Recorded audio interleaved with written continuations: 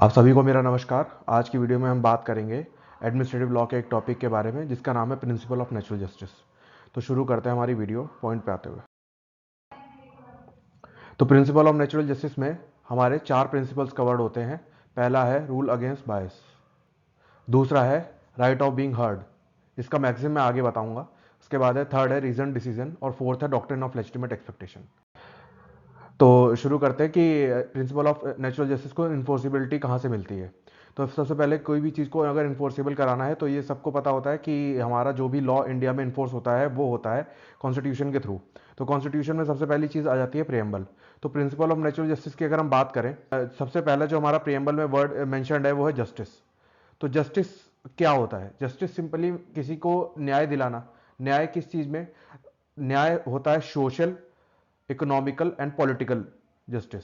ठीक है, तो न्याय ये चीजें होती हैं। तो social, economical and political justice, तो हर एक फील्ड में हर एक पर्सन को न्याय दिलाने की बात करते हैं प्रियम्बल में।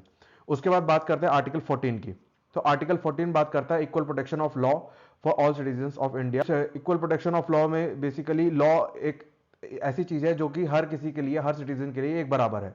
तो उसमें इक्वल प्रोटेक्शन, हर किसी को सेम लॉ मिलेगा और जो भी लॉ एप्लीकेबल होगा वो हर किसी पे इक्वली होगा।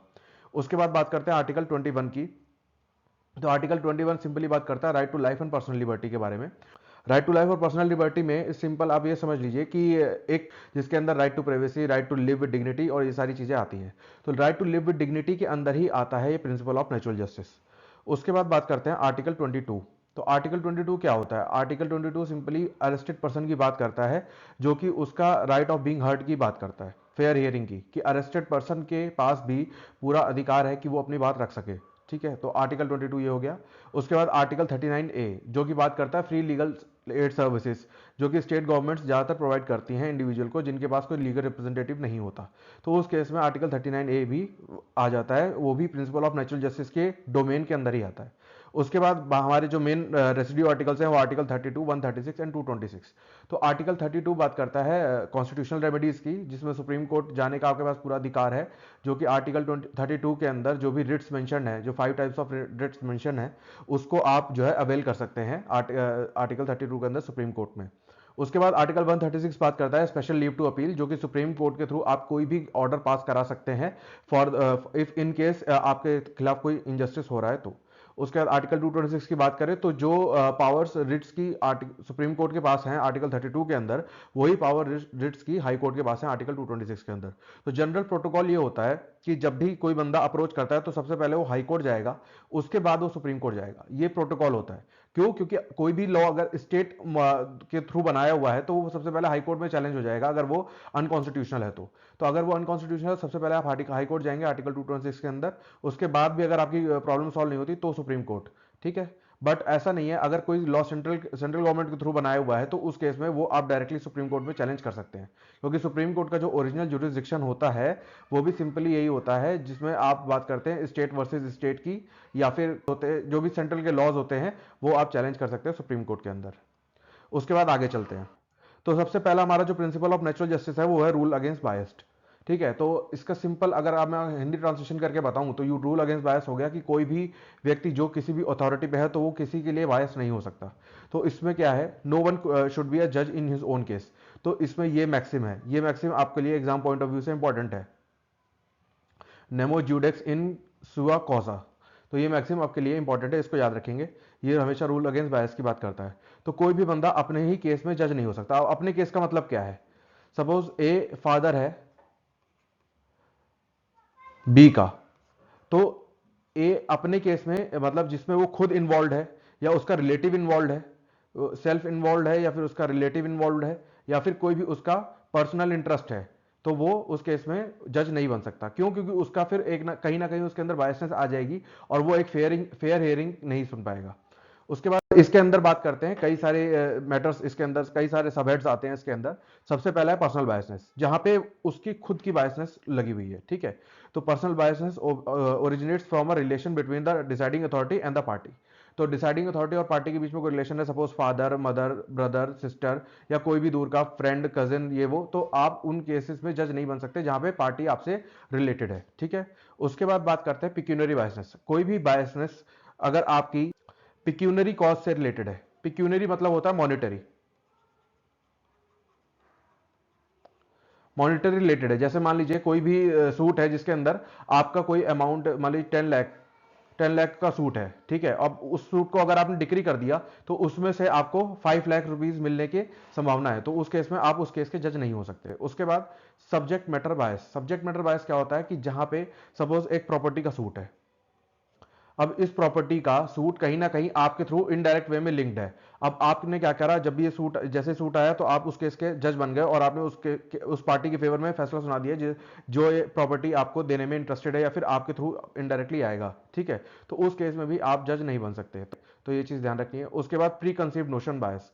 तो इसका मैं सिंपल आपको एक एग्जांपल के थ्रू से बताना चाहूंगा कि प्री कंसीव्ड नोशन, आप लोगों ने ज्यादातर चांसेस हैं कि रुस्तम मूवी देखी हो। तो रुस्तम मूवी में क्या होता है कि जैसे ही ज्यूरी बैठती है तो न्यूज़पेपर वाले क्या करते हैं, बाहरी एक ओपिनियन वाला अपनी हेडलाइन के थ्रू एक ओपिनियन वाली चीज उनको पढ़ा देते हैं ताकि उनके प्री कंसेप्ट दिमाग में बैठ जाए कि ये बंदा ऐसा है या इसने ऑफेंस किया होगा या नहीं किया होगा, तो उसको बोलते हैं प्री कंसीव नोशन, ठीक है।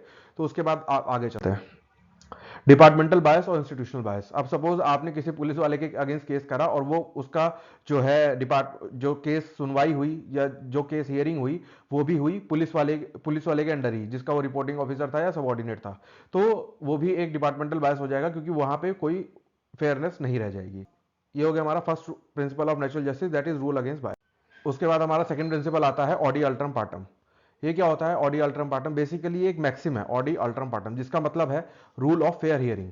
रूल ऑफ फेयर हियरिंग का मतलब हो गया कि जैसे दो पार्टीज आपके सामने आमने सामने खड़ी हैं, तो ऐसा नहीं कि आपने एक पार्टी की बात सुनी और एक पार्टी की सुनी नहीं और आपने फैसला दे दिया, तो उसको बोलते हैं दूसरी पार्टी का पूरा अधिकार है अपनी बात को रखने का, अपनी बात को समझाने का, तो इसको बोलते हैं रूल ऑडी अल्टरम पार्टम, तो वो है रूल ऑफ फेयर हियरिंग, ठीक है।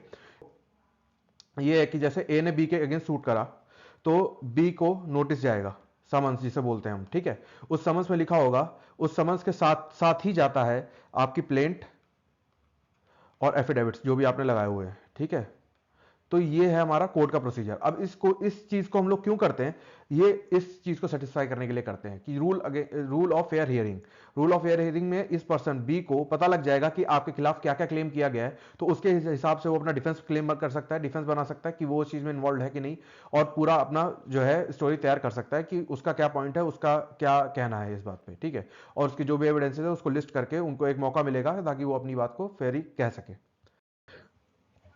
उसके बाद बात करेंगे, ये एक बहुत इंपॉर्टेंट केस लॉ है, Menaka Gandhi versus Union of India, ठीक है। इसको गोल्डन ट्रायंगल केस भी कहते हैं, बहुत इंपॉर्टेंट केस है एग्जाम्स के लिए, वेरी इंपॉर्टेंट केस, ठीक है। इसको बहुत ही सिंपल भाषा में अगर मैं आपको समझाऊं तो इस केस में ये हुआ था कि जो पिटिशनर थी मेनका गांधी, उनका पासपोर्ट जो है वो पासपोर्ट अथॉरिटी ने सीज कर लिया था विदाउट एनी रीजन, और उनको एक बार भी फेयर चांस नहीं दिया अपनी बात रखने का। उनको कोई भी शक हुआ होगा और उन्होंने उनका पासपोर्ट रख लिया, जिसकी वजह से वो आउटसाइड ट्रैवल नहीं कर पाई और उनका कहीं ना कहीं article 19 that is freedom to movement वो वायलेट हो गया, ठीक है। और आर्टिकल 21 जो कि बात करता है right to life that includes right to live with dignity. तो ये हो गया इसके फैक्ट्स। उसके बाद इसमें क्या हुआ था, court said that section 10 clause 3 sub clause C of passport act 1967 is void, उसको वाइड डिक्लेयर करा, जो आर्बिट्रेरली पावर दे रहा था किसी अथॉरिटी को पासपोर्ट सरेंडर करने के लिए, तो इसको वाइड डिक्लेयर करा गया। और ये कहा गया कि आर्टिकल 14 का ये वॉयलेटिव है क्योंकि वो बात करता है इक्वलिटी बिफोर लॉ की, और आर्टिकल 21 का उसको वॉलेटिव बोला गया था। अच्छा, गोल्डन ट्रायंगल क्या होता है? गोल्डन ट्रायंगल होता है कॉन्स्टिट्यूशन का आर्टिकल 19, 21 एंड 14। तो ये होता है गोल्डन ट्रायंगल। क्यों गोल्डन ट्रायंगल? क्योंकि इसमें जो बेसिक प्रिंसिपल्स जो ह्यूमन डिग्निटी के रिगार्डिंग रिलेटेड है, जैसे आर्टिकल 19 में जो डिफरेंट फ्रीडम दी हुई है, स्पीच वगैरह, स्पीच एंड एक्सप्रेशन, मूवमेंट और प्रोफेशन के रिगार्डिंग, प्रोफेशन ट्रेड ये सब के रिगार्डिंग, तो वो है आर्टिकल 19 के अंदर। उसके बाद 14 तो मैंने बता ही दिया, इक्वलिटी बिफोर लॉ। तो ये है हमारा गोल्डन ट्रायंगल और ये इसी केस में ये थ्योरी दी गई थी। उसके बाद आगे चलते हैं, तो एक्सेप्शंस क्या हैं इसके, ऑडी अल्ट्रम पार्टम के एक्सेप्शंस क्या हैं। सबसे पहला ऑर्डर 37 सीपीसी। ऑर्डर 37 सीपीसी बात करता है कि समरी प्रोसीजर की। समरी प्रोसीजर क्या होता है? समरी प्रोसीजर बेसिकली एक प्रोसीजर होता है जिसमें आपका लिक्विडेटेड सम होता है। मैं यहां पर आगे लिख देता हूं,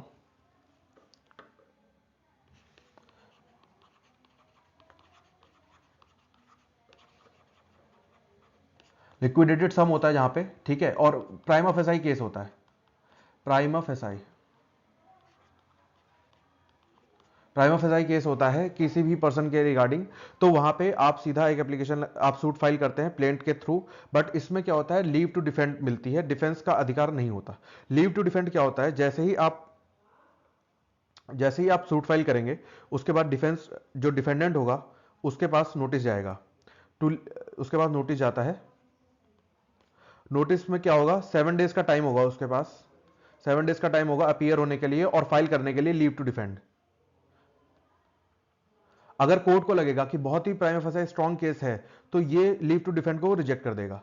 अगर कोर्ट को लगता है कि थोड़ा वीक केस है, डिफेंडेंट के पास मौका हो सकता है कि वो अपने आप को इनोसेंट साबित कर दे, तो वो लीव टू डिफेंड अलाउ कर देगा उसके 15 डेज के अंदर उसके बाद डिफेंस को अपना जो है WS that is written submission file करना होता है। ठीक है, तो ये जब लीव टू डिफेंड अलाउ हो जाता है तो उस केस में ये जो समरी प्रोसीजर वाला सूट होता है ये कन्वर्ट हो जाता है एक नॉर्मल सिविल सूट के अंदर।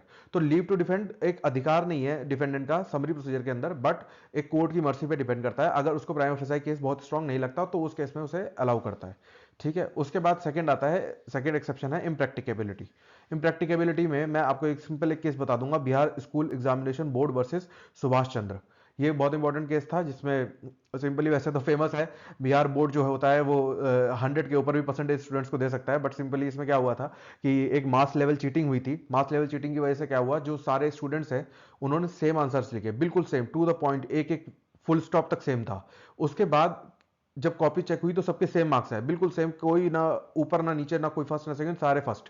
तो सीन ये हुआ कि फिर जो बिहार बोर्ड था जिसने एग्जामिनेशन कंडक्ट कराया था उन्होंने क्या करा, री एग्जामिनेशन का ऑर्डर इशू कर दिया विदाउट हियरिंग एनी स्टूडेंट। ठीक है, कि उनका क्या पॉइंट है उनका नहीं, क्योंकि प्राइमा फेसाई बिल्कुल स्ट्रॉन्ग केस है और हर किसी की स्टूडेंट की बात सुनना भी प्रैक्टिकली पॉसिबल नहीं है।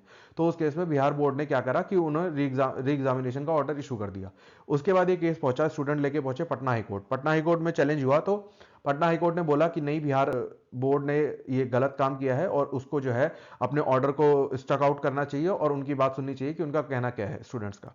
उसके बाद बिहार बोर्ड ने ये केस अपील किया सुप्रीम कोर्ट के अंदर। सुप्रीम कोर्ट में जब अपील पहुंची तो उस केस में सुप्रीम कोर्ट ने ये डॉक्ट्रिन बोली कि ऑफ ऑडी अल्ट्रम पार्टम है उसको इस केस में एप्लीकेबल नहीं किया जा सकता। क्यों नहीं किया जा सकता, उसके पीछे खास वजह यह है क्योंकि ये इम्प्रैक्टिकेबल है कि हाउ इज इट पॉसिबल कि सबके एक ही जैसे मार्क्स आ रहे हैं, सबका एक ही जैसा आंसर है और सबका सब कुछ सेम है। तो ये चीज़ प्रैक्टिकली पॉसिबल नहीं है, प्राइमा फेसाई इस चीज़ है। सेकंड चीज़ ये है कि इतने सारे स्टूडेंट्स हैं जिन्होंने बिहार बोर्ड में जाकर अपीयर हुए होंगे और जो सबका अगर आप एक्सप्लेनेशन लेने बैठ जाओगे तो बहुत ज़्यादा डिले हो जाएगा। तो उस डिले को रोकने के लिए सुप्रीम कोर्ट ने इस ऑर्डर को वैलिड बोला और इसको एक एक्सेप्शन बताया था इस केस में, Bihar school examination board versus Subhash Chandra. उसके बाद बात करते हैं, हमारा third principle of natural justice बोलता है रीजन डिसीजन। ये बहुत ही सिंपल है, 1 मिनट का टॉपिक है ये। इसमें सीधा दो चीजें होती हैं किसी भी जजमेंट में। सबसे पहली चीज होती है रेशियो डेसिडेंडाई और दूसरी चीज होती है ऑबिटा डिक्टा। तो रेशियो डेसिडेंडाई क्या होता है, जो मेन पार्ट जो कि इन्फोर्सेबल पार्ट होता है जजमेंट का, जो कि प्रेसिडेंट की तरह काम करता है, वो होता है रेशियो डेसिडेंडाई। और ऑबिटा डिक्टा होता है जो कोलेटरल पार्ट होता है, जो कि प्रेसिडेंट नहीं होता, जो ऑब्जर्वेशंस बाय द कोर्ट होती है, वो होता है ऑबिटा डिक्टा। तो रेशियो डेसिडेंडाई क्या होता है कि जब भी कोई जज कोई भी जजमेंट पास करता है तो उसका रीजन लिखता है, तो उस रीजन को बोलते हैं रेशियो डेसिडेंडाई। क्यों उसने ये जजमेंट दिया और उसके लिए ये जजमेंट ही क्यों सही था, तो उसको बोलते हैं रेशियो डेसिडेंडाई। ठीक है, तो कोई भी जजमेंट जो, इसको एक और चीज बोलते हैं स्पीकिंग ऑर्डर्स।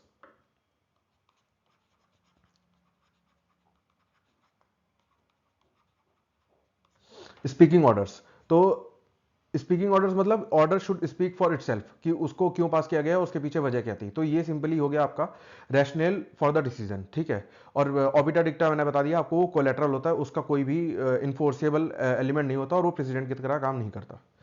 उसके बाद आगे चलते हैं, doctrine of legitimate expectation. Doctrine of legitimate expectation क्या कहती है कि सपोज कोई भी एक जगह है जहां पे एक पर्टिकुलर व्यक्ति के साथ एक ट्रीटमेंट होता है। मतलब सपोज वहां पे कोई जा रहा है, जैसे मैं एग्जांपल देता हूं, एक्स है एक डॉक्टर, वहां पे कोई भी पेशेंट जा रहा है वाई जेड ए, तो उनके साथ एक ट्रीटमेंट हो रहा है कि सबको बैठने के लिए चेयर मिल रही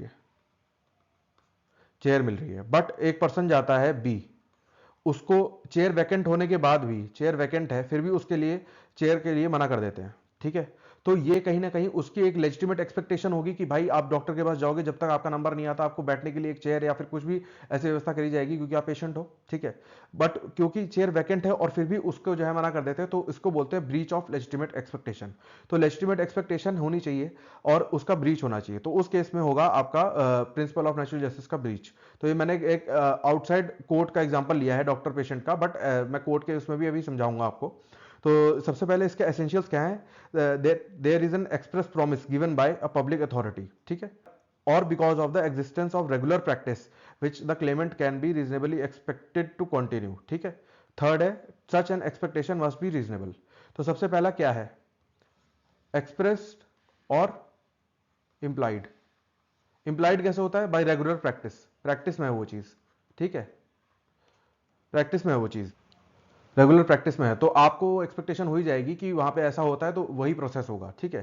तो अब पहली चीज क्या है कि पब्लिक अथॉरिटी होनी चाहिए इसमें, कि आप प्राइवेट अथॉरिटी पे ये चीज क्लेम नहीं कर सकते, आपको पब्लिक अथॉरिटी होनी चाहिए।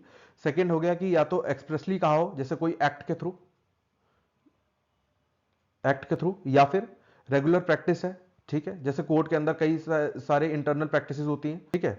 उसके बाद expectation must be reasonable, reasonable होनी चाहिए। जैसे मान लीजिए रेगुलर प्रैक्टिस भी है, आप सपोज, मैं एक एग्जांपल देता हूं, जैसे सपोज एक एक्स है, एक्स ऑफिसर है, पेंशन इंचार्ज है, पेंशन जो है डिसबर्स कराता है ये, ठीक है। अब इसके पास वाई आता है, जेड आता है और पी आता है। इनको क्या करता है, ये समझता है ये बहुत ज्यादा नीडी पर्सन है, तो इनको क्या करेगा, वो अपनी जेब से, अपनी पॉकेट से थाउजेंड रुपीज दे देता है, तब तक जब तक इनकी पेंशन जो है डिसबर्स नहीं हो रही, उस टाइम के लिए एक्सपेंसेस विदड्रॉ करने के लिए अपनी तरफ से विदाउट एनी ऑर्डर या फिर विदाउट एनी लॉ, या अपनी तरफ से अपनी जेब से दे रहा है, ठीक है। बट एक पर्सन आता है ए, अब ए जब इसके ऑफिस में आता है तो उसको लगता है कि ये जो है एक एक सर्विस है जो कि ये हर किसी को देने के लिए बाउंड है। तो अब इन केस इस पर्सन को ऐसा नहीं लगता कि इसको इस 1000 रुपीज की जरूरत है, इसको इतनी नीड है, तो इसको नहीं दे रहा, ठीक है। तो इन दैट केस ए ये क्लेम नहीं कर सकता कि ये लेजिटिमेट एक्सपेक्टेशन है कि आपको देना ही पड़ेगा, क्यों, क्योंकि ये लेजिटिमेट और रीजनेबल नहीं है। रीजनेबल होना बहुत जरूरी है, जब तक रीजनेबल एक्सपेक्टेशन नहीं होगी तब तक आपके लिए कोई ग्राउंड नहीं बनता, ठीक है। अब यही चीज है कि आप मान लीजिए कोई लॉ है जिसमें आप 10 डेज के अंदर पेंशन को जो है डिसबर्स करा देते हो, तो 10 डेज में अगर आप पेंशन डिसबर्स करा रहे हो वाई, जेड और पी की, तो उस केस में आपको ए की भी 10 डेज में ही करानी पड़ेगी। ये है रीजनेबल एक्सपेक्टेशन, और इसे बोलते हैं डॉक्ट्रिन ऑफ लेजिटिमेट एक्सपेक्टेशन, ठीक है। तो ये डॉक्ट्रिन जो है वो सबसे पहले देखी गई थी state of Kerala versus Madhavan Pillai में, ठीक है। इस केस में जो है गवर्नमेंट ने एक इशू किया था ऑर्डर, जिसमें रिस्पोंडेंट को न्यू एडेड स्कूल खोलने के लिए बोला था और अपग्रेड करने के लिए बोला था जो भी एग्जिस्टिंग स्कूल्स हैं, ठीक है। बट 15 डेज के बाद उन्होंने एक डायरेक्शन इशू किया, जो है उस सैंक्शन को जो है नल एंड वॉइड डिक्लेयर कर दिया, उसको वापस ले लिया, रिवोक कर दिया, ठीक है। तो अब इस केस में इसको बोलेंगे breach of doctrine of legitimate expectation, क्योंकि भाई रीजनेबल इसलिए है क्योंकि हर किसी के लिए अपग्रेड होने का एक ऑप्शन होना चाहिए। सबकी रीजनेबल सबकी रीजनेबल सोच यही होती है कि हर किसी की लाइफस्टाइल जो है अपग्रेड होगी, ठीक है। तो इसलिए इस केस में ये डॉक्ट्रिन ऑफ लेजिटिमेट एक्सपेक्टेशन को निकाला गया था कि अगर किसी के साथ ऐसा होता है तो फिर उस केस में वो कर सकता है सूट। तो ये हो गया हमारे प्रिंसिपल ऑफ नेचुरल जस्टिस, जिसमें सबसे पहले हमने डिस्कस करा ऑडी अल्ट्रम पार्टम, सेकंड हमने रूल अगेंस्ट बायस, थर्ड हमारा जो था रीजन डिसीजन, एंड फोर्थ है डॉक्ट्रिन ऑफ लेजिटिमेट एक्सपेक्टेशन होगा। तो थैंक यू फॉर वॉचिंग।